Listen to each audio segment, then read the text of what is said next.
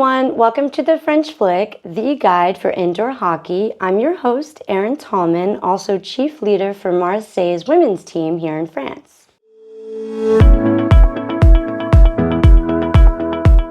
Today, we're going to focus on player conduct. You'll find a link to the official rules PDF published by the French Federation of Field Hockey in the description of this video. We'll focus on Section 9. However, I'd like to do a quick reminder of what we discussed last week regarding captains.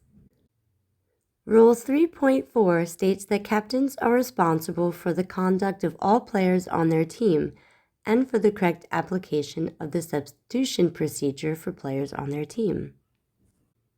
A penalty corner is whistled if a substitution is not made correctly, and a personal sanction is taken against the captain if he fails to exercise his other responsibilities. If one or more players on a team receive too many cautions and cards, the captain must leave the pitch for a period of time if the referee decides so.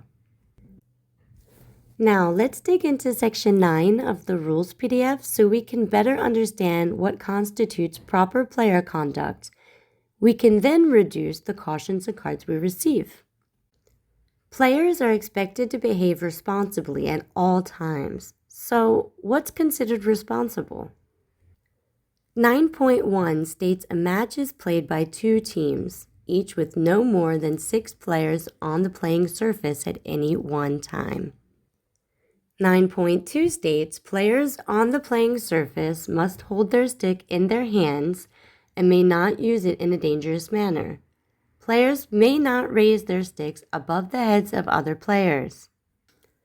We see this more and more in outdoor hockey as players are allowed to send high balls. The behavior of lifting a stick above the heads of other players is becoming problematic. For indoor hockey, however, this should never be an issue. If you find yourself doing this, you might need to improve your understanding of how to play. 9.3 states players may not touch, impede, or restrain other players, their stick, or their clothing. 9.4 states players may not intimidate or hinder another player. It's important to note that hindering another player can come in many forms. This includes running in front of a player who is running after the ball, and then slowing them down so they can't reach the ball. If you are running in front of another player rather than to the side, this can be called obstruction. 9.5 states players may not hit the ball. 9.6 states players may not play the ball with the back of their stick. 9.7 states players may not play the ball from any part of the stick when the ball is above the shoulder, except for defenders who may stop or deflect a shot on goal from any height.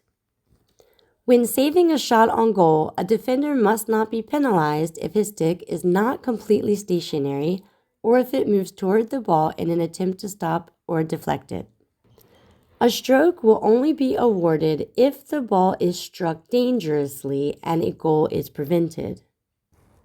A defender who attempts to stop or deflect over his shoulders a ball heading toward the goal but who has missed it should only be sanctioned with a penalty corner and not a stroke.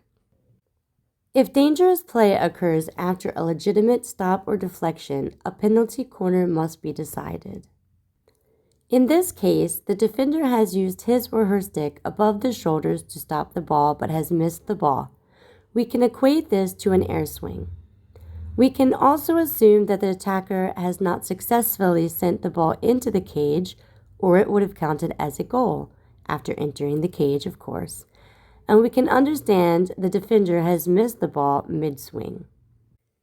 In this case, a penalty corner will be decided.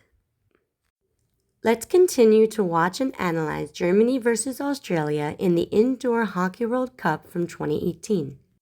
We'll watch the last 15 minutes starting at the 40-minute mark. From 40:39 to 40:45, we see the referee has called dangerous game against the Australian player who sent the ball between the feet of the opposing player and then falls over the German stick. Although the German player remained immobile and untouched, the referee considered this action dangerous on the part of the Australian. From 43:45 to 44:05, the referee wastes no time here to call bully after the second round of ball squeezing between the German and Australian stick. In this case, there is no one-sided fault, but the players are slowing down the game, giving each other nowhere out. Let's watch how they perform the bully.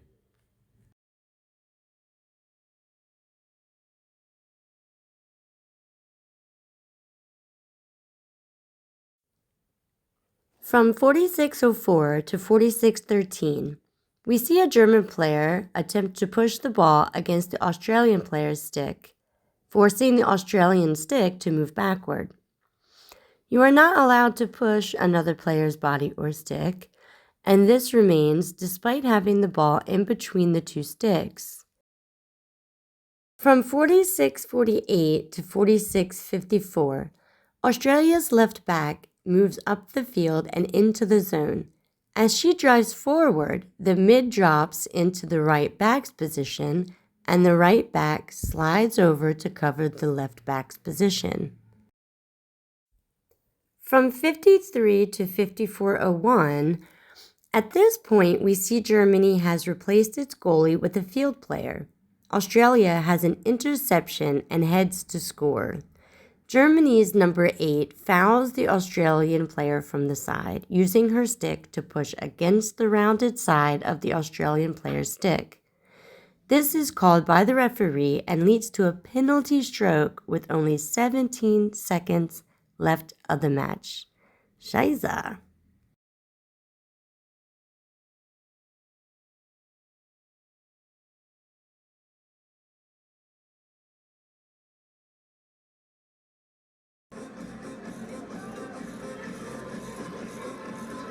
Over to you, Lauren Austin, to deny Germany going through this pool stage with a 100% winning record.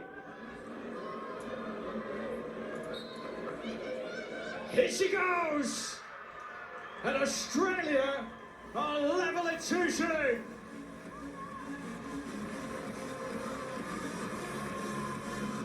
What a hit, what a finish, what a time.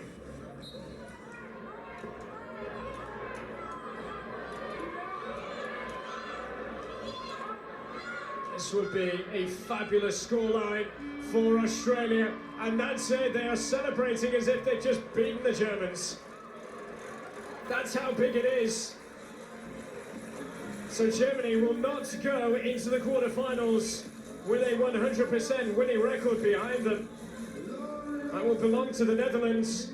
But Anna Schroeder, one of the most reliable, one of the best around, with a huge error, as Boucher raced through.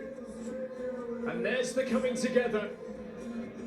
And the penalty being awarded and dispatched magnificently. For Australia, though, well, they finished their pool stage in a wonderful way, coming from 2 down against Germany here. Look at those goals in the 37th and then 40th minute. In the final action here. Thanks for joining me on the French Flick, the guide to indoor hockey. If you have any questions or topics you'd like us to cover, let me know.